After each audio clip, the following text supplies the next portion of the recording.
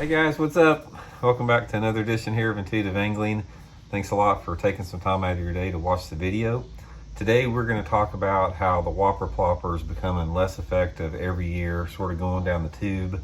Going to give you guys some thoughts and opinions on that, and might help you guys sort of maybe know the situational times it still works, but more importantly know when not to throw it, because it's not near as productive as it used to be. So we'll get into that.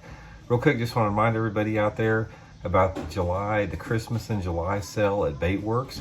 They got all Zoom products 20% off in the store, and guys, they have got thousands of different types of Zoom stuff. Every single Zoom product you can think of's in there.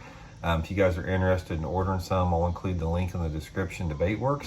If you use that link, it's a great way to help the channel out, and you can also get you some of the old school jigs there. Much appreciated. Okay guys, Whopper Plopper, let's get into this a little bit. I'm gonna give you a little history about this bait that a lot of people don't know about before we get into it, because everybody knows about a Whopper Plopper now, but it's been almost 10 years ago. Nobody had even heard of this bait, and there was a group of us here in Southwest Missouri that found out about this thing and were catching fish on it for a year or two and keeping it completely quiet. I mean, we weren't telling anybody about the thing. When you find something like this that nobody's throwing, you definitely want to try to keep it a secret. And what happened after about a year or so of throwing it, a couple guys picked up on it, and there was one or two guys that won a couple tournaments on it here locally, and they just gave it up, and they told everybody exactly what it was. And of course, anytime you come out with a new bait and win tournaments with it, it doesn't take any time at all for it to go viral. And that's what happened to the Whopper Plopper. The Whopper Plopper was sort of like along the same lines as the Alabama rig. Nobody was fishing it. Guys were keeping it secret that were. Guy wins a tournament on it, gives it away, and then everybody and his brother's throwing them out there. So, and then the rest is history. Now, it's like everybody throws the thing. So anyway, what happens, and like I said, you can relate this to some of the other baits out there too, sort of like some of the big swim baits and the Alabama rig, but specifically we'll talk about the Whopper Plopper and why it's going downhill pretty rapidly. Every single year, the first couple years that it came out, it was just phenomenal. I mean, a lot of the fish just had never seen it, and there were lots of tournaments getting won on it, lots of big bags getting caught on it. Every single year, you saw the fish get off it just a little bit more, and then even up to till today, just less and less. Every single year it becomes less productive. And while there's still people that do well on it occasionally in tournaments, it's become very, very situational. You've got to have the exact right set of circumstances for this to work. And it's something that people that do catch them on it are the people that understand the bait intimately. They understand the exact set of situations that have to take place before the fish will hit it, and the commitment that it takes to fish it all day long, colors, retrieve, that type of stuff. But overall, for most people, it just gets less and less productive every single year, and it will continue to do so. One of the reasons, actually the main reason for this, why the Whopper Plopper is sort of going downhill, is the sound that it makes. This sound has a very, very unique, very, very loud, audible sound to it. And bass guys, they pick up on that quick. They fail fast, they learn quick. And we talk about this a lot on the channel, about bass being on this planet for over 3 million years.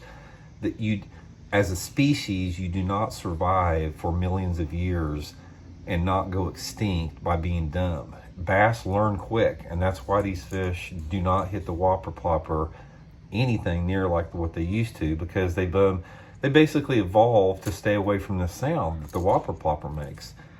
That's why your baits like like a Cinco and plastic worms and wacky rigs and jigs and that type of stuff, that's why they remain super effective, is they don't telegraph themselves. There's nothing about like a jig or a soft plastic stick bait that gives it away. It's a very natural deal.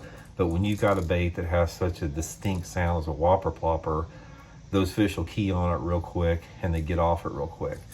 On top of that, when you have a lot of people fishing the bait, that also gets the fish also become less responsive to a bait. So Every single year, what you have is you have a combination of more and more people fish the Whopper Plopper every year, and the bass get more and more conditioned to the sound of it, and therefore those two factors combined are the reason why the Whopper Plopper becomes less effective every single year.